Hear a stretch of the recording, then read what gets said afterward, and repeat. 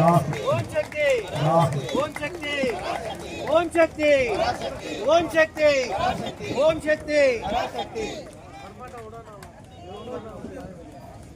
Phone பண்ண வரா பக்கத்து கொண்டாந்து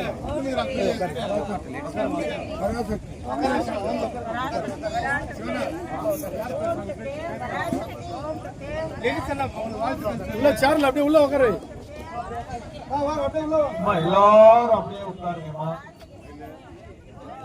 எங்க அம்மாவை நினைச்சு வேண்டி எங்களுக்கு ஒரு நல்ல அருளை பெற்றுட்டாருங்க.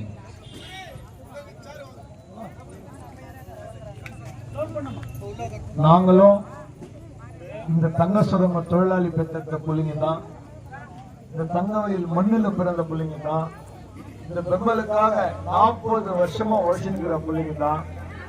நாங்க நியாயத்தை கேட்கிற தாயே, தர்மத்தை கேட்ட தாயே, வாழ்வதற்கு வழி கேட்ட தாயே, எங்க பிள்ளைகளை படிக்க வைக்கிறதுக்கு முடியலன்னு கேட்ட தாயே, என் தாய் தகப்பனுக்கு சோறு போட முடியலன்னு கேட்ட தாயே, எங்களுக்கு சம்பளத்தை உயர்த்தி கொடு.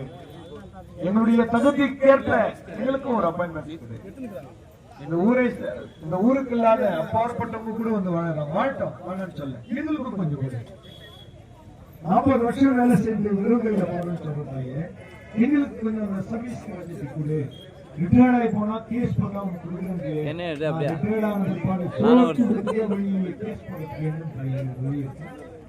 ஆகையினால அந்த சட்டப்பூர்வமா எங்களுக்கு அந்த குடும்பத்தை ஏற்பாடு பண்ணலாம். எங்களுக்கு ஒரு நல்வழி பணிச்சு இன்னைக்கு நம்ம துவங்கி 60 வருஷம் ஆகுது தாயே. 64 துவங்க மே 11 இன்னைக்கு 2024 60 ஆண்டுகள் நிறைவு பெற்று இன்று இந்திய திருநாடே பார்த்து வேந்து போகும் அளவிற்கு இந்த பெம்மல இந்த உற்பத்தியை நாங்கள் செய்து மேலுக்கு கொண்டு வந்து சொன்னா ஒரு தொழிலாளர் பண்ற கஷ்டம். எங்க அண்ணன் சக்தி சேகருக்கு எல்லாமே தெரியும். அந்த பெம்மலுடைய நிலவரம், எங்களுடைய வாழ்க்கையுடைய நிலவரம், நாங்க எப்படி கஷ்டப்படுறோம், யாருக்காக கஷ்டப்படுறோம், நாங்க கஷ்டப்படுற பொண்ணு யாருக்கு சூதாட்டத்துல கேட்கிறோம். தாய் தகவலுக்கு சோர் போறதுக்கு வழியில் கேட்டா தப்பாட்டாங்க. என் பொண்டாட்டி பிள்ளைங்களை வழி நடத்த முடியல. இந்த 15,000 எப்படி தாய வாழ முடியும்? ஒரு 3 அரிசி 2000 ரூபாய். இன்னைக்கு இந்த சொசைட்டியில நாங்க வாழணுமே. உங்களுடைய சட்டப்பூர்வமா அக்ரிமெண்ட் முடிஞ்சு 7 மாசம் ஆகுது. எங்களை கூப்பிட்டு பேசி எங்களுக்கு ஒரு நல்ல ரெஜிஸ்ட்ரேஷன் பண்ணி கொடு. கேட்ட தாய சம்பள உயர்வு பண்ணி கொடு. நாங்க செய்யற வேலையை ஒரு நிரந்தர எம்ப்ளாய் செய்தாக்கா 1.5 லட்சம் ரூபாய் சம்பளம். 15,000 எங்களுக்கு எப்படி வாழ முடியும்? சிந்திச்சு இப்படி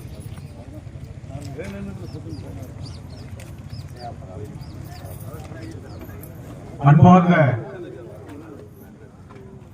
பெரியவர்களே, தாய்மார்களே,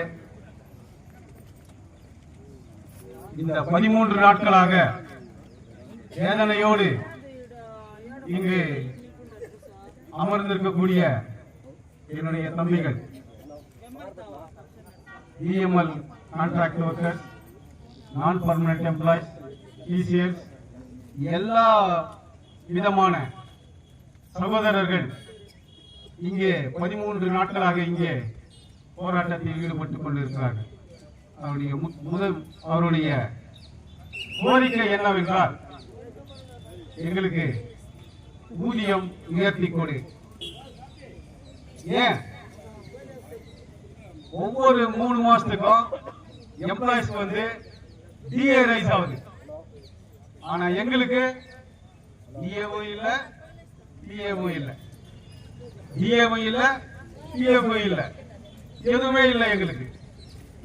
நான் இன்னைக்கு நம்முடைய ஓம் சக்தி மண்டலத்தின் சார்பாக எங்களுக்கெல்லாம் வழிகாட்டி தலைவர் அவர்களும் மதிப்புக்குரிய அண்ணன் ஓம் சக்தி சேகர் அண்ணன் அவர்களோடு வந்திருக்கக்கூடிய என்னுடைய அருமை தாய்மார்களுக்கும் அவர்களின் சார்பாகவும் என்னுடைய சகோதரர்கள் சகோதரிகள் இங்கே நியாயமான போராட்டத்தை போராடி கொண்டிருக்கிறார்கள். நாங்கள் இங்கே கட்சியையோ மொழியையோ ஜாதியையோ பற்றி அதன் மூலமாக நாங்கள் வரவில்லை.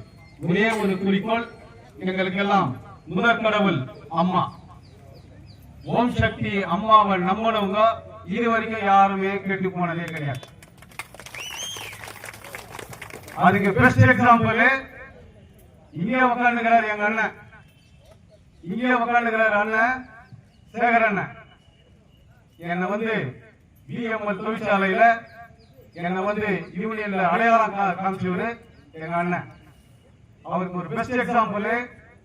அவருக்கு வந்து 2 தடவை வந்து ஆபரேஷன் ஆச்சு. 2 தடவை ஆபரேஷன் ஆச்சு. என்னையும் ஒரு வாட்டி கூட்டு போனாரு. எனக்கு ஒரு பெரிய பாக்கியம்.